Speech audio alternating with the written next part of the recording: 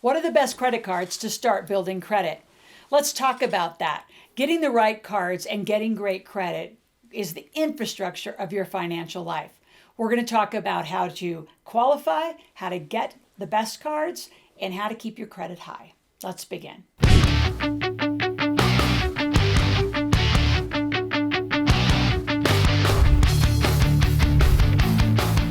Three things I'm going to talk about is number one, how do you qualify for your first credit card? There are really strategic techniques on how to do that. Number two, how do you choose your first card? And then how do you best use cards over time to keep your credit high?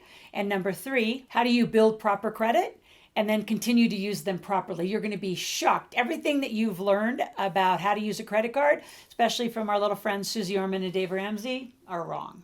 So get a pen and paper. This is so important for you, your family, and for those up and coming teenagers, for those of you who have them. How do you qualify for your first credit card? That is the biggest question that most people ask. And it's shocking to me, quite honestly, that adults haven't got one yet. If you're a parent, you need to introduce this really young to your kids. And the way you do is you get your card and you let your teenage use that card. That's a whole nother video. You can search terms for it. And I'll tell you how to get your kids up and running and being super financially literate with the card. But for you, most of you think that getting a credit card is going into debt, and your relationship to debt is absolutely screwed up. Credit is using someone else's money, right? The credit card comes from a bank. It's going to come from Citibank, from Chase, American Express, Discover, whoever you use. It could come from an airline. It's going to come from a financial institute, and it's essentially applying to use their money for 30 days. And if you can get it interest-free, you have free money for 30 days. So why would you use your debit card straight out of your bank account when you can use somebody else's money? So I can tell you that first card and how you qualify for it is so critical, and you need to do it minimum when you're 18 years old. So how to qualify? You just have to begin. And you got to open up that browser and go into a Capital One. Tends to be pretty simple for individuals.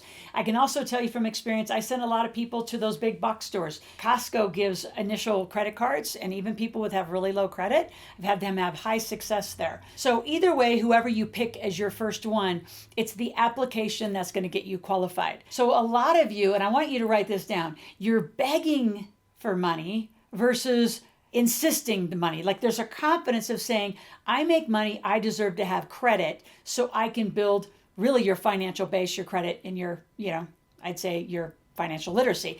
You're not going to say that to a credit card company, but you don't want to go in a begging attitude. That is the worst thing. And on your application, here's what most people do. They actually tell the exact demise that their life is in. You talk about how you've already used, you've already screwed things up. You have huge student loan debt. Here's what you need to do. This is the number one thing you got to do. You got to talk about your income. What they want to know is that they're going to be giving a card to somebody that's financially viable. So if you're financially viable, you have to put in that you're making money. If you're not making any money, you can't pay them back. I know that sounds really simplistic to a lot of you. It is one of the most important pieces of the qualifying application. How much money do you make? Let me tell you a story. I work with a lot of student athletes, 18, 19, 20, 22 years old, never applied for a credit card. What we have them do, and you do it within a 24 to 36 hour period, you do it very tight. You apply for 3, 4, 5 of them all together, and you apply with income. So in this situation where I'm working with student athletes, they are on scholarship. Most of them make approximately, let's say, $900 to $1,000 a month. I'm teaching them to have a business on the side and get an LLC. So let's call that a personal training business. Easily would be making $500, potentially extra a month. So I have the students go on and say that their minimum that they're going to apply on new income is $18,000. So they're going to be a student. They're going to make $18,000. You don't have any prior histories. You do have to tell the truth because they're going to do a check on you. But the reason why you want to apply for several of them is they're going to do a credit pull. And you want the credit pull to all happen at one time. One of the biggest qualifying mistakes is you apply one card one week, you apply another card another week, another month later you apply for another one. That's like really intense credit pulls. So number one, it's going to take your credit down. If you do it all at once, you're going to get a response back all at once. Now, whatever they come back with, say they give you $500, they give you $1,000, they give you $5,000, you want to pick up the phone immediately and call and say, I need to expand my limit. I appreciate that I got a card, but I wanted to expand the limit. So you want to kind of put them on notice that you're going to be active in this credit relationship with them. And that's how I want you thinking about it. They're a financial institute. They're giving you credit. You're going to be responsible. You've stated your income. And as you continue to grow with them, you're going to expect to have larger lines of credit. I have corporations. And if you are an LLC, an S Corp, or a C Corp applying for your first card, it's a little different. I go to American Express and Discover first. So they tend to do a lot. I'd also go back to the box stores. I know so many of my clients go to Sam's Club or Costco specifically, get individual and corporate cards. So you want as much as you can in the beginning. You want to apply for as many as you can all at one time. You have to do stated income. So whatever you state your income as, it is individual one thing. As a company, you want to put your projected income. So I teach you how to make six figures. So for my business owners, I want them to apply for credit, and I want them to say that they're going to make $100,000, $120,000 in the next coming year. And they need to do business investments by using this card to do it. They need to buy software. They need to buy, systems, teams, equipment, whatever you're going to buy with it.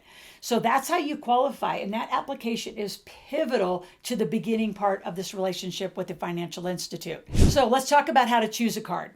So again, it's up to you. A lot of times you want to go through the reward points. So I'm a huge fan of American Express. I love the platinum level, black level. The benefits are extraordinary. Airlines give amazing benefits. And the reason you want the benefits, and I don't care which one you use, but if they don't have benefits, you're limiting yourself. For those of you who travel, eat out, you get rewards back on groceries. I don't know that there's a lot of cards that don't do it. It's too competitive of an industry, and to not do it would be odd. But go for your best. And go for the ones that are really going to suit your spending habits. For me and my family, we travel a lot. So I want airline points, number one. I want hotel points. I want rental car points. I want all of that more than I want local restaurant points. So kind of assess your spending habits. The other thing I want you to think about once you qualify, because again, you're qualifying for a variety of cards, you should get a variety of cards. I want you to identify in the beginning, this is just so you get some good spending habits. Maybe the Discover you use for gas. Maybe a MasterCard you use for groceries. Maybe you use your American Express for your travel. So identify a certain spending category and do your best to stay within it. That's personal and business. And you say, well, what if I have one card?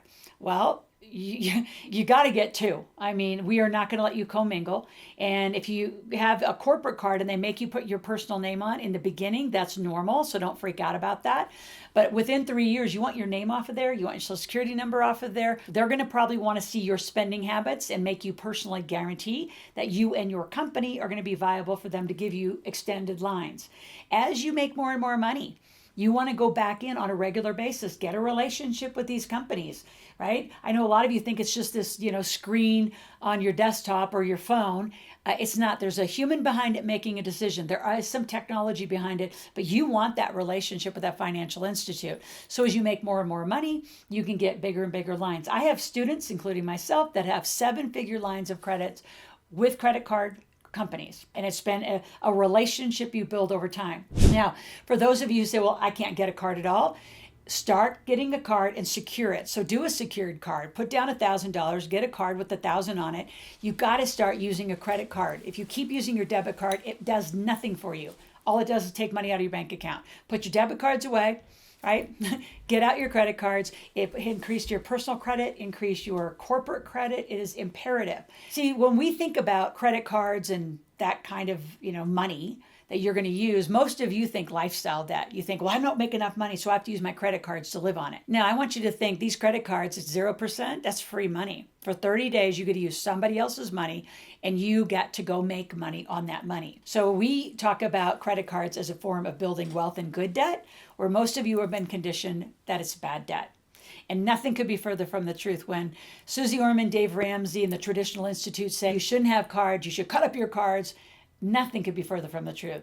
And the more we get into this very technical cryptocurrency, digital currency age, you're going to transact on cards. You have to get used to them. So some of you are really, really been misled and totally wrong information in the use of credit cards and how to get the best card and get best credit. Now, before we keep going, I'm sure you're shocked So I want your comments. What do you think about this? How are you feeling about it? Do you want to talk to somebody about it? So put some comments in the section below, and then subscribe to my channel. Every day I'm here 5 days a week. So for the first 10 to 15 minutes of every morning, I want to be in your phone, in your computer, somewhere where you're listening to me in a financial literacy conversation. So click on that bell so you get notifications every day when we come live. So once you get these cards, let's just say you get 4, how do you properly use them to maintain really good credit? Well, first of all, I want you to work with us if you don't know how to do it, but you really need 6 or 7 cards. And I know a lot of people are going to say that's wrong. It is not wrong. We have credit experts on our team. It is absolutely correct. You need 6 or 7 cards. I have many, many, many more than that.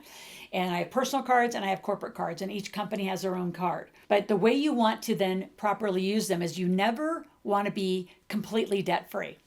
And I want to say that again because I want you to write down. You never want to be debt-free. So let's just say you have 4 cards. You pay off card 1, use it for 30 days, pay it off week 1. Then you start using again. Then week 2, you pay off card 2, start using again. Week 3 and 4. So you always have money in the financial system. That's what builds credit, is they know that you can make, you can spend, you can pay them off, you can use them properly. Don't forget to use those points. That's the other thing too. Some of those points do go dormant. And if you make late payments, you could maybe not get your points. So pay attention to those points. So when you pay your credit card bill, check on the points. Within the next few days, make sure that you're getting what you have signed up for. Sometimes they don't come, sometimes they come late, but those are going to be, I treat them as money. You can buy airline tickets with them, you can buy hotels with them. So that's the benefit of having great credit and playing this strategy properly. And I'm not going to say play the game. It's not a game. It's a very, very specific financial strategy you need in your life for you and your family. So what we're going to do is you're going to click on the link. You're going to go get a quiz. It's going to take a few seconds to fill out. I'm going to tell you who you are. Some of you are debt junkies. Some of you are lifestyle junkies, and there's 2 other categories. From that, I'm going to send you out an application, and I want you to fill it out. Take a few more seconds, and that will entitle you to a private conversation with one of my top team. And with that, I'm going to send you out 2 tickets to my marketplace. I want you to learn to make money and really understand how powerful credit cards can be and will be when you use them right. Talk to you tomorrow.